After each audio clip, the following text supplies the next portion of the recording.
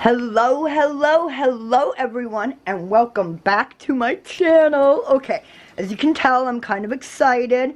I'm really excited about this video. It's kind of a long story, so let's get started. Today I was watching a Green Dream Project video, and they were doing a tag on interracial homesteads, interracial marriages, and words in the homesteading community in different languages. It was great, but off to the side in my recommended was my new video from Crime Watch Daily. Now, I'm a huge true crime fan. And in today's Crime Watch Daily video, it was about a little boy who was killed by his father, and mom finally got justice for her son. And after watching that video, on the side was another one of my favorite true crime video ladies.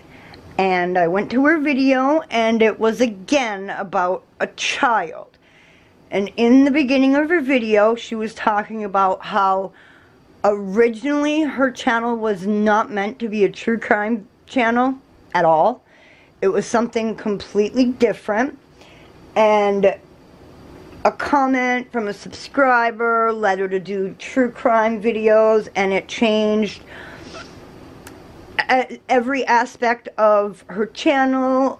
It has led to a change in her life and all the different things that have come about from doing that. And it got me thinking about my own childhood and the reasons why I love true crime. It got me thinking about my childhood and what I wanted to be when I grew up. Now, what I wanted to be when I grew up probably ended up turning out to be quite a surprise to people. There's actually quite a long story behind it. I grew up in a hunting, farming family, and in a military family. My grandfather was Army Airborne during the Korean War. My father was a Navy SEAL in the 80s. Growing up with that in my childhood, I didn't have a normal childhood. At 4 years old, I was out fishing with my grandfather. I was out, quote-unquote, hunting. Now, technically at 4, he didn't actually take me hunting, but I was there for when he brought him home, watching him clean the animals, watching him do all that stuff, and it taught me compassion. It taught me to look at life and everything in the world as connected and important. It taught me to see that every life and every little thing matters. My grandfather also taught me to be grateful, to say thank you, to be respectful of the fact that a life had just been lost in order to feed ours. Then, you know, having that kind of a childhood, I also had a grandfather and grandmother who liked watching TV. One of their favorite shows was Unsolved Mysteries. So at 4, 5, 6, 7, 8, you know, all the way up until 11, when it got a new host, let's not go there, I was watching Unsolved Mysteries. I was watching the effects, the pain, the sorrow that people go through losing loved ones, losing their children, losing their husbands and their wives, and not having answers, and being raised to respect a life, respect the being that was in that body, to respect what they were. it gave me a perspective at a very young age that a lot of children don't have. So, as I sat on my grandfather's knee and watched this show, it started to make me think about all these people and all these families and all these parents that don't know what happened. And having the respect I was taught for life, it started to make me wonder about what I could do. Then the inevitable happened. When I was 8, I saw a video on Unsolved Mysteries about body gardens. Body gardens, you may ask. What are body gardens? Some people know what body gardens are. A lot of people don't. The easiest description of a body garden: people donate their body to science, and these scientists bury their bodies in all kinds of different weird and grotesque manners so they can dig them back up, dissect them, and find out what happens to a body in different situations. I know, weird. 8 years old, and I wanted to bury and dig up bodies. For me, it made sense. Growing up the way I did, having respect for bodies, having respect for the souls, having respect for the love that people had for their loved ones, for their lost children, for their lost family members, hit me close to home because I was taught respect for these things. So, at 8 years old, I came to the decision I wanted to work in a body garden. I know, strange for an 8-year-old to think about that. Some people would think it's weird. Some people did think it's weird. I got all kinds of things said to me as a child. What's wrong with you? Are you mentally ill? Are you sick? Do you enjoy cutting up dead bodies? I was even asked one time by a friend, what is wrong with you? Are you going to grow up to be a serial killer? No.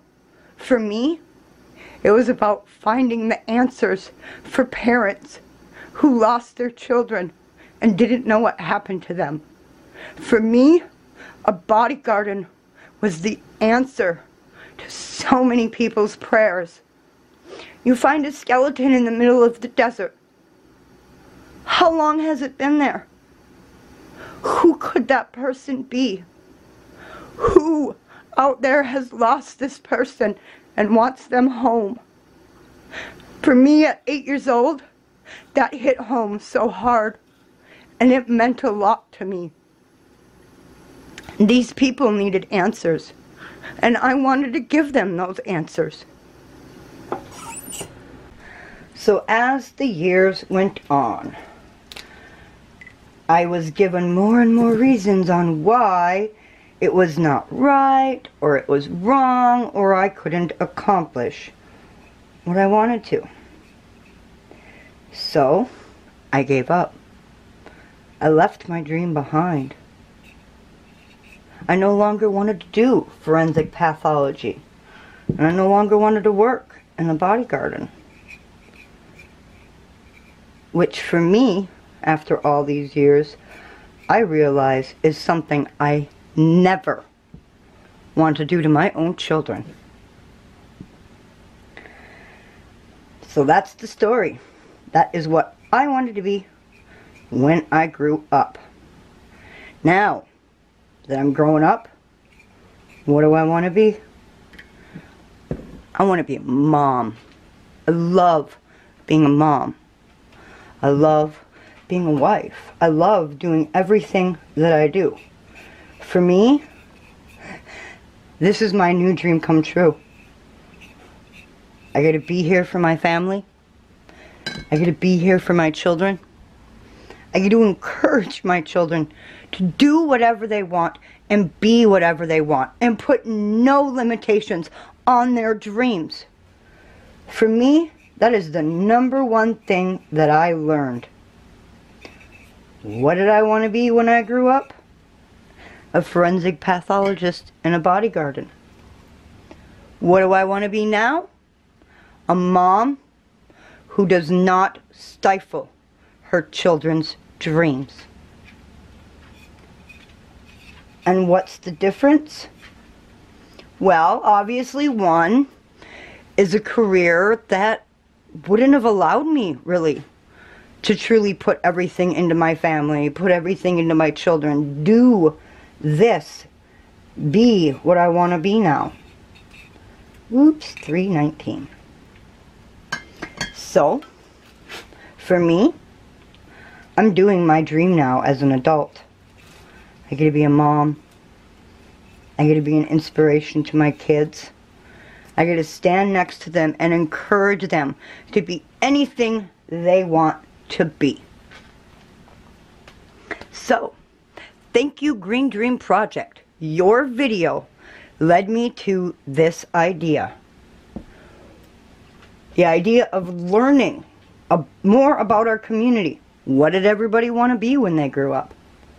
What do you want to be now? And what are the differences?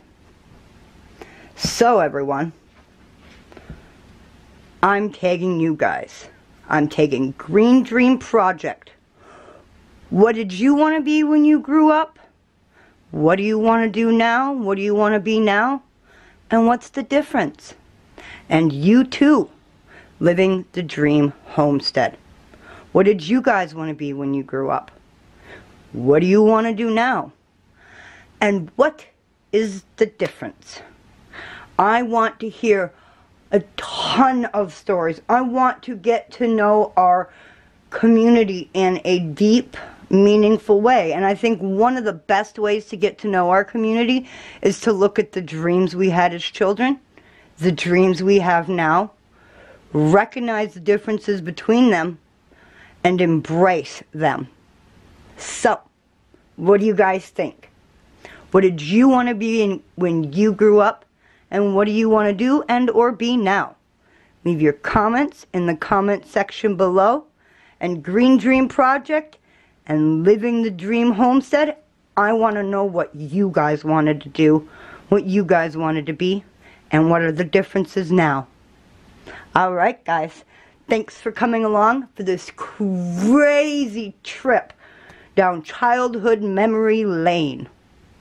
Alright guys, thanks for coming along, and we'll see you in the next one. And remember everyone, stay positive. Bye! For your dreams, no matter what they are, can come true.